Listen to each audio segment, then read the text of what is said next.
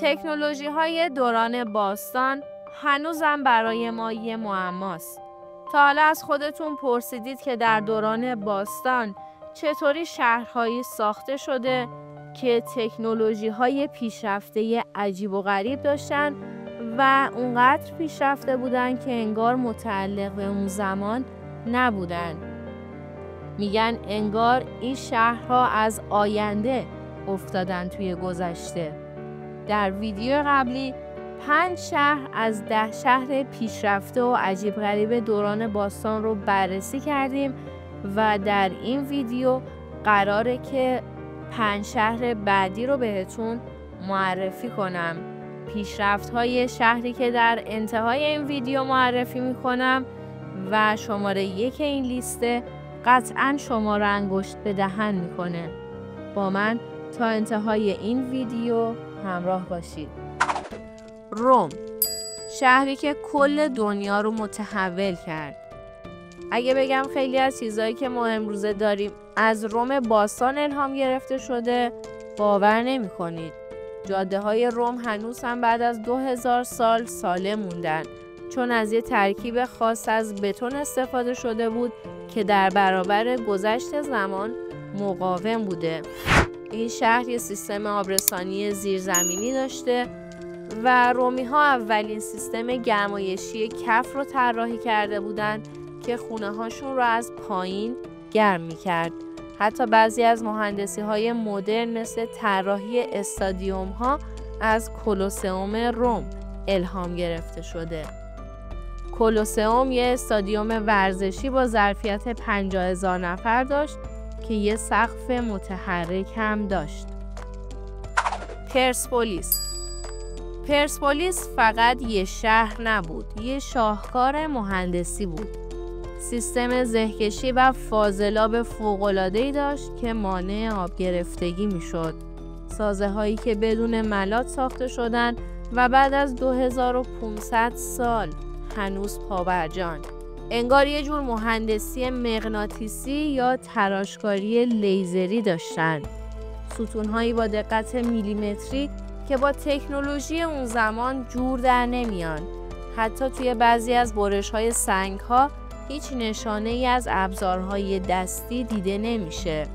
دروازه ملل که مرکز کنترل ورود و خروج این شهر بوده، یه جورایی یه سیستمی مثل پاسپورت و ویزای امروزی رو داشته. از همه عجیب‌تر یه سیستم تامین نور در شب داشتن که باعث میشد کاخهای پرسپولیس همیشه روشن باشن. اما ایرانی‌های باستان چجوری این همه تکنولوژی رو داشتن بدون اینکه ما هیچ اثری از ابزارهاشون پیدا کنیم؟ بابل، شهری که آسمان خراش داشت. یکی از عجیب‌ترین شهرهای باستانی دنیا بابله. بابل اولین شهر دنیا بود که یه چیزی مثل آسمان خراش‌های باستانی داشت. باغ‌های معلق بابل که بعضیا میگن فقط یه افسانه است، در واقع یه شاهکار مهندسی بود که آب رو تا ارتفاع چند طبقه بالا می‌برد.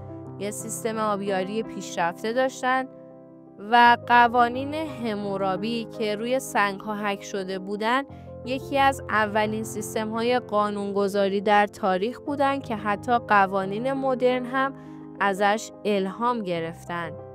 معماری بابل به طرز عجیبی دقیق بود. برای مثال دروازه ایشتر که هنوز هم یه شاهکاره. دیوارهای بابل اونقدر ضخیم بودن که عرابه ها میتونستن روشون حرکت کنن. آتن، شهری که با ریاضیات ساخته شده بود. آتن فقط یه شهر نبود، یه مرکز علم و دانش بود که هنوزم تاثیرش توی دنیا دیده میشه. معابد یونانی با دقتی ساخته شدن که بعضیا میگن توی طراحیشون از اعداد طلایی استفاده شده.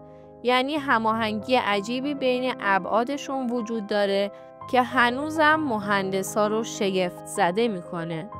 پارتنون یه معبده که جوری ساخته شده که از هر زاویه‌ای بهش نگاه میکنید یه جور خاص دیده میشه. معماری پارتنون هم کاملا ضد زلزله است و سازش رو طوری طراحی کردن که فشار رو پخش میکنه. یونانی ها اولین دستگاه‌های مکانیکی پیچیده مثل نوعی کامپیوتر آنالوگ یا دستگاه آنتیکیترا رو طراحی کرده بودند. دانش یونانی ها درباره نور و معماری اونقدر بالا بود که معابدشون جوری ساخته شدن که نور خورشید از یه زاویه خاص میتابه و توی زمانهای خاصی از سال داخل معبد رو روشن میکنه. اونها یکی از اولین سیستم‌های لوله‌کشی و گرمایشی رو داشتن که مثل لوله‌کشی‌های امروزی بود. بغداد، مغز متفکر جهان باستان. بغداد فقط یه شهر نبود. یه زمانی مغز متفکر کل جهان بود. شهری که شاید بشه گفت اینترنت اون دوران اینجا اختراع شد. اینجا خونه یکی از بزرگترین مراکز علمی تاریخ یعنی خانه حکمت بود. یه جایی که کتاب‌ها و دانشمندای سر تا سر دنیا توش جمع می شدن و دانششون رو به اشتراک می ذاشتن. بیشتر معادلات ریاضی که الان توی مدرسه یاد می گیریم توی بغداد نوشته شده. خوارزمی که سیستم جبر رو اختراع کرد توی بغداد زندگی می کرد و حتی کلمه الگوریتم هم از اسم همین دانشمند گرفته شده. اولین محاسبات دقیق نجومی، اولین بیمارستان‌های مدرن و حتی اولین ابزارهای جراحی پیشرفته هم توی بغداد ساخته شدن. یه چیزی تو مایه‌های سیلیکون ولی امروزی. یه سری از دانشمندای بغداد روی انرژی‌های مختلف تحقیق می‌کردن و توی نوشته‌هاشون از چیزی شبیه به نیروی الکتریسیته حرف زدن. داروسازی مدرن هم توی این شهر شروع شد. ابن سینا و رازی اولین افرادی بودند که بیمارستان‌های علمی و سیستم نسخه نویسی رو توی بغداد راه انداختند. بغداد به شکل یه دایره عظیم طراحی شده بود که بهش شهر گرد میگفتن. این طراحی باعث میشه که امنیت شهر بالا بره و کنترل ورودی‌ها راحت تر بشه. مرکز بغداد یک کاخ عظیم و یک مسجد بزرگ داشت که خیابون‌های شهر به صورت متحدالمرکز از اون منشعب می‌شدن. پل‌های بغداد هم اولین سازه‌هایی بودن که تکنیک استفاده از بتون رو توی خودشون داشتن. چیزی که اروپایی‌ها قرن‌ها بعد یاد گرفتن. برج‌های نجومی این شهر یه زمانی دقیق‌ترین محاسبات تقویمی رو انجام میداد و مردم میتونستن حتی خورشید گرفتگی ها رو پیش بینی کنن. یه سری از معماری های بغداد به شکلی طراحی شده بودن که جریان هوا رو کنترل میکردن و شهر رو خنک نگه میداشتن. اما با همه این پیشرفت‌ها یک روز مغول‌ها وارد بغداد شدن و همه چیز رو از بین بردن. چیزی که شاید باعث شد تمدن مدرن چندین قرن عقب بیفته.